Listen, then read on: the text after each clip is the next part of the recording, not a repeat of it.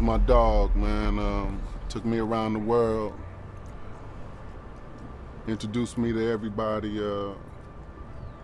Like you said, I was his closest road dog at the time. I had morals, but what Pac gave me was to run no matter what, run for what you really want. This is what they failed to realize about Tupac. In order for them to be Tupac, they would have to die before they peaked. Right before they peaked, they would have to die. Suge have tendencies, but he plays against niggas, homies against homies for a hobby, for fun, he loves that shit. Divide and conquer, bull. Them niggas over there was at death row, because I was over there with them. Them niggas let my nigga get killed. They let my nigga get shot up, if you really want to know the truth. And then they go out and write books and, come on, man, knock it off, man. Come on, knock it off, man. I'm gonna keep it 100. I'm gonna say this. Damn. It's been nearly 30 years since the world of hip-hop was rocked by the death of Tupac Shakur. But what if I told you his tragic end might have been avoided if not for Suge Knight? It sounds wild, right? Let's break it down. There was one person who would have never let anything happen to Pac, his close friend and collaborator Big Syke. For those who don't know, Syke was one of Tupac's day ones, back when Pac wasn't even a household name. I was my dog, man. Took me around the world, introduced me to everybody. Like he said, I was his closest road dog. Syke cherished their friendship and always had Tupac's back. That was until Suge Knight came into the picture and allegedly drove a wedge between the two. According to those close to the situation, Suge manipulated Pac's relationships, including the bond he had with Big Syke. Why? So he could isolate Pac and control him more easily. Suge have tendencies, but he plays against niggas, homies against homies for a hobby, for fun, he loves that shit. Divide and conquer, bull. Another layer to this drama is the gang affiliation factor. Syke was reportedly connected to the Crips, while Suge was a Blood. Their rivalry added fuel to the fire, making it even easier for Suge to convince Pac to distance himself from Syke. Most of the Crips that was around Pac was from Big Syke homies. They was from South Central and they was from Inglewood that Big Syke was around. And from Pac, because Big Syke did have some homies that if they was around here and you got these Bloods tripping and you got these Crips, it definitely would have been clashes. But the sad part is that Syke's connections to the Crips could have potentially saved Tupac's life. Syke himself has called out Death Row and their mishandling of Pac's security. He once said, "You don't let just anybody protect you. You let your own people do that." Them niggas over there was at death row, because I was over there with them. Them niggas let my nigga get killed. They let my nigga get shot up, if you really want to know the truth. And then they go out and write books and, come on, man, knock it off, man. Come on, knock it off, man. I'm gonna keep it 100. I'm gonna say this. Damn. And he had a point. On the night Tupac was offed, the only person by his side was Suge Knight. Suge wasn't just Pac's label head, he saw Tupac as an investment. Would he have put himself in harm's way to protect Pac? Many doubt it. On the other hand, Big Syke has spoken about how much Pac meant to him, and based on his own words, it's clear Syke wouldn't have hesitated to take a bullet for him. There's a lot more to unpack, so let's dive in deeper. Big Syke and Tupac's story began at Echo Sound, where Syke was working on a session and Tupac rolled through with another rapper named Mo. At first, it was just a casual meeting. Nothing major came from it.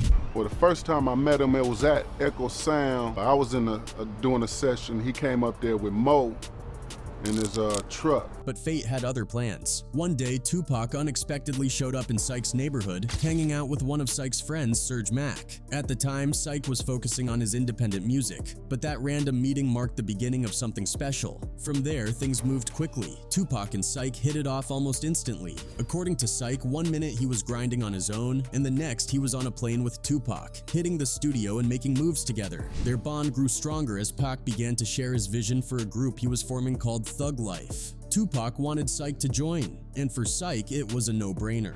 He just took me up under his wing, man. The next thing I know, I was on the plane and in the studio. And next thing I know, he said he wanted to start this Thug Life thing, and I was like, I'm with that. And Tupac had a very clear vision for Thug Life. He wasn't just throwing people together randomly. Everyone in the group was handpicked by him because they represented his ideals and vision.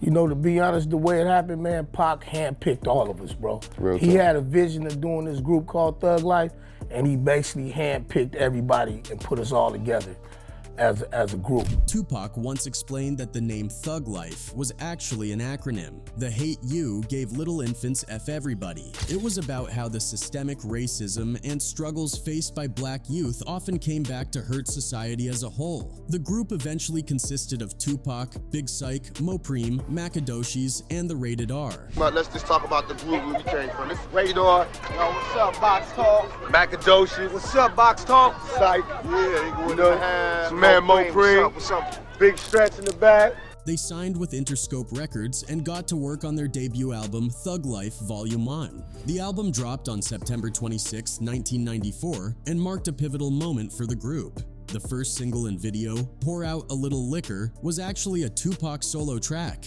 It didn't feature Syke or the other members, but Syke was front and center on other singles and videos like Cradle to the Grave, How Long Will They Mourn Me, and It Don't Stop. These songs became staples of the Thug Life movement, showcasing Syke's contributions to the group. However, things started to shift after Tupac went to prison. When he got out, he made the decision to disband Thug Life and move forward with a new chapter. Signing with Death Row Records in 1995, Tupac didn't forget about Syke. He brought him along for the ride. Soon after, Tupac co-founded another legendary group, The Outlaws, originally called The Outlaw Immortals. The group was formed in 1995 and included Bruce Fatal Washington, Qatari Castro Cox, Malcolm EDI, Greenidge, Muta Napoleon Beale, Yafiu Kadafi Fula, and of course, Tupac Shakur. Syke was also brought into the fold. And as part of the Outlaws, he was given the alias Mussolini, named after the controversial Italian leader Benito Mussolini. This was part of Pac's unique vision for the group. He assigned each member a nickname based on infamous political figures. The Outlaws made their debut on the track When We Ride from Tupac's legendary double album All Eyes on Me, which dropped on February 13, 1996. This was a major milestone for Syke, as he was now part of one of the most iconic albums in hip-hop history. As time went on, cracks began to form in Big Syke and Tupac's friendship. Despite their history and bond, things got tense, and it all boiled down to one thing: money. Syke wasn't getting paid enough for the work he was putting in. According to reports, he was only making $1,500 to $2,000 a month. For someone contributing to successful songs and being part of a movement that was making waves, that kind of money didn't cut it. Record business you don't get paid for 180 days, which is 6 months after something dropped. Big Syke was getting like $1,500, $2,000 a month. Their music was doing well, but the financial reality didn't reflect that success. To make things worse, Syke had a family to take care of, and the pressure was piling on him. When people saw his name on tracks and knew he was associated with Tupac and Death Row, they assumed he was living large. But in reality, the money wasn't matching the fame, and Syke was feeling the weight of expectations from everyone around him. And you always gone and staying in the Peninsula Hotel and all that, crystal on your breath and all that. But you ain't got no money in your pocket and you only bringing a check in for like $2,000. Naturally, Syke turned to Tupac for help. He would go to Pac repeatedly, asking for money and trying to explain the situation. Tupac, however, would always tell him to be patient. He'd reassure Syke that he was working on it and had a plan. Pac even told Syke that he wanted to sign him to Machiavelli Records, a label Pac was planning to launch under Death Row Records. It sounded promising, but for Syke, the waiting game was exhausting, especially when his pockets were empty and the bills were stacking up. Big Syke was having this pressure at home. So he was always coming to Pac like, man, I need some money, I need some money, I need a check. Yeah. I'm gonna take care of you. I'm trying to get the situation set up, where I'm gonna be getting this monthly, and then I'm gonna pay people, and I want you signed to Machiavelli Records. You're gonna be signed to Machiavelli Records. Eventually, Syke grew tired of constantly asking Tupac for money with no results. Feeling like he had no other choice, he decided to go directly to Suge Knight, the man at the top of Death Row Records. Syke laid it all out for Suge, telling him he needed money badly and wanted to sign directly with Suge for $50,000. Syke was desperate, and this felt like his best shot at getting what he needed. Big Syke, guess he's tired of asking Tupac, and he comes to Suge. Tells Suge, man, I want to sign directly to you. I need $50,000. I'll do a deal with you for $50,000. What Syke may not have fully understood at the time was that Suge Knight thrived on playing people against each other. It wasn't just business for Suge. He found enjoyment in creating tension and manipulating relationships. So when Syke came to him with this request, Suge saw it as an opportunity to stir the pot. Suge have tendencies, but he plays against niggas. Homies against homies for a hobby, for fun, he loves that shit. Divide and conquer bull. Suge wasted no time going to Tupac and telling him what Syke had said. As you can imagine, Pac didn't take this news well. To him, it was a betrayal. He saw Syke's move as disrespectful, like Syke was going behind his back instead of trusting him to make things right. Pac was angry and felt hurt by someone he considered a close friend. Go back and tell Tupac the conversation him and Big Syke had. Tupac take it as disrespectful. I'm pissed. The tension hit its breaking point in March 1996 when Syke was officially out of the death row camp.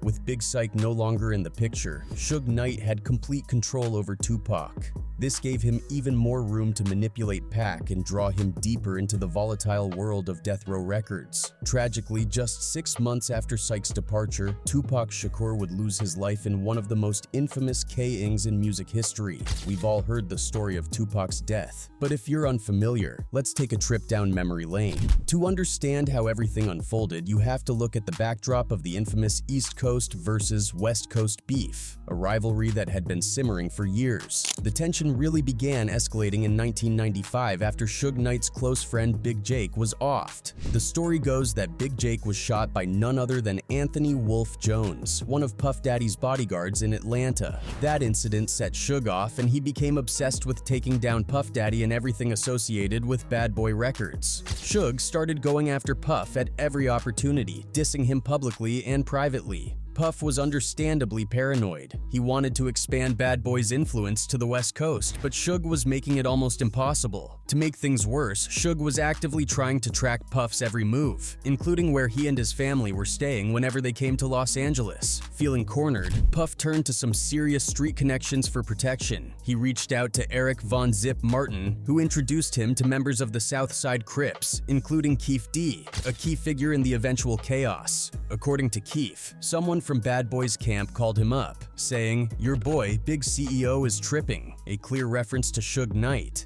Keef responded with a deal. "Just send me 40 to 50 tickets and we'll be at all your concerts deep." Puff took the offer. Tickets were handed out, and the Crips started showing up in full force at Bad Boy's West Coast shows. They'd meet Puff and his team at the hotels, grab their tickets, and stay close to the crew during performances. The Crips weren't just attending concerts, they were a visible line of defense. Backstage, they were always present, making sure Puff and his team were protected. And it was Puff. And he like, "You think it's cool to come out here and do concerts?"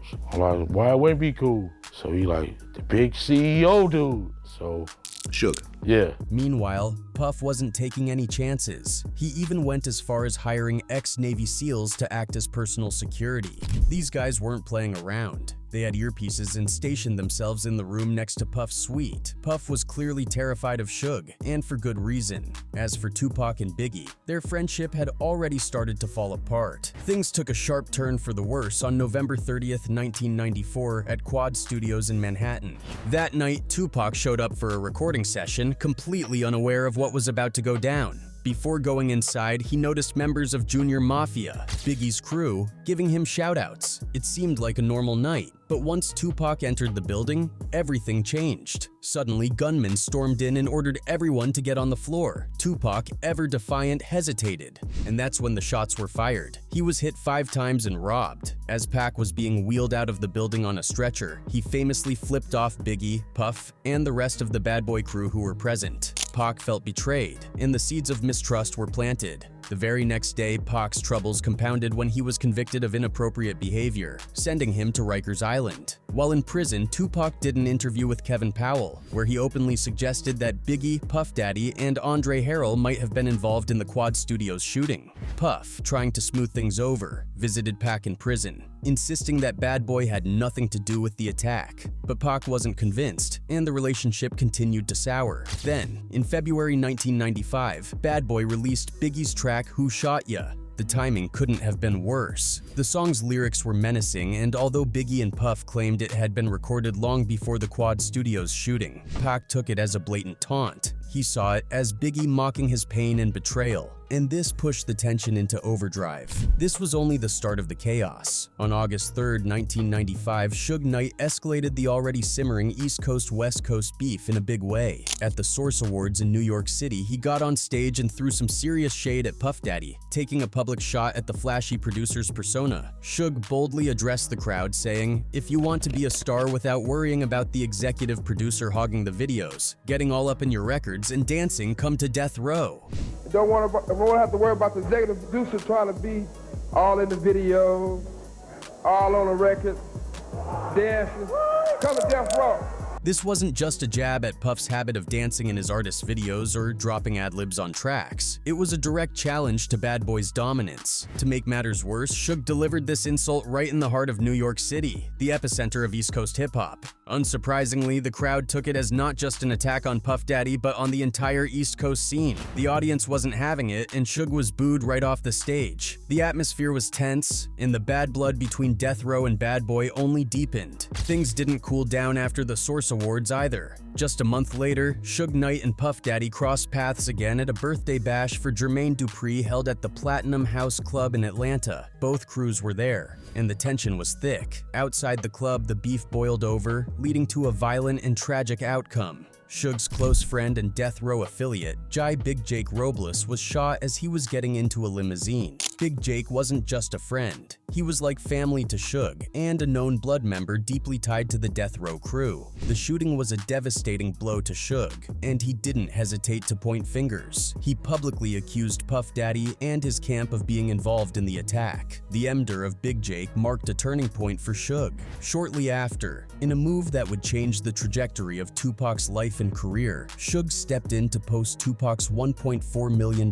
bail, securing his release from prison. Pac had been locked up after being convicted on charges related to misconduct. With Suge's help, Tupac was now free and indebted to Suge Knight and Death Row Records. Suge personally flew across the country, rented a limousine, and went to pick Tupac up from Clinton Correctional Facility. The moment was a game changer. Tupac, fresh out of prison and eager to get back to music, signed with Death Row and threw himself headfirst into the feud with Bad Boy Records. What followed was a relentless assault by Tupac, both musically and personally. From late 1995 to 1996, Tupac dropped diss after diss, aimed squarely at Biggie, Puff Daddy, and the entire Bad Boy camp. Songs like Hit 'Em Up became infamous for their raw aggression, with Tupac not just calling out Biggie but dragging his wife Faith Evans into the mix. He accused Faith of having an affair with him, a claim she denied, but the damage was done.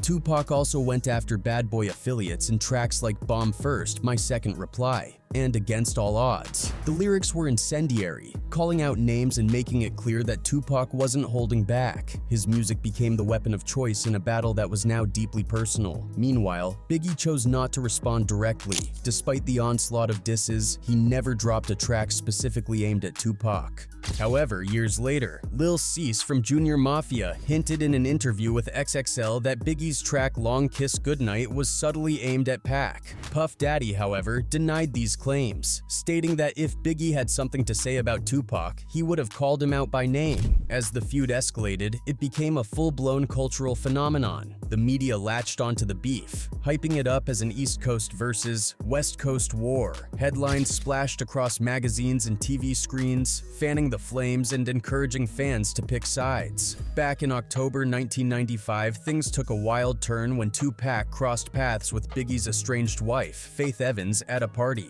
They made a deal where Tupac agreed to pay her $250,000 to feature on one of his tracks. But here's the twist. After Faith laid down her vocals, Tupac allegedly tried to pull a fast one, refusing to pay unless she got intimate with him. Faith, of course, wasn't having any of that and shut it down. Despite Faith's repeated denials of any romantic involvement with Tupac, Suge Knight and Tupac hinted otherwise. By January 1996, they were dropping hints to Lynn Hirschberg of the New York Times that Tupac and Evans were in a relationship, with gifts exchanged for what Tupac implied were more than just friendly favors. When Biggie got wind of the Times article, he was furious and confronted Evans. However, publicly, he tried to laugh it off as a joke. Hip-hop writers like Allison Samuels from Newsweek and Kierna Mayo from The Source painted Evans as a pawn in Tupac's revenge plot against Biggie and the ongoing power struggle between the two artists. The media wasn't exactly kind to Evans. In March 1996, Vibe even joked about her losing weight from all that running back and forth between the notorious Big and Tupac. As time went on, the consequences of these feuds became tragically clear. On September 7, 1996, Tupac Shakur was shot in a drive-by shooting at the intersection of Flamingo Road and Koval Lane in Las Vegas, Nevada. He was quickly taken to the University Medical Center of Southern Nevada, but passed away 6 days later. He was only 25 years old. Tupac's death deeply affected Big Syke,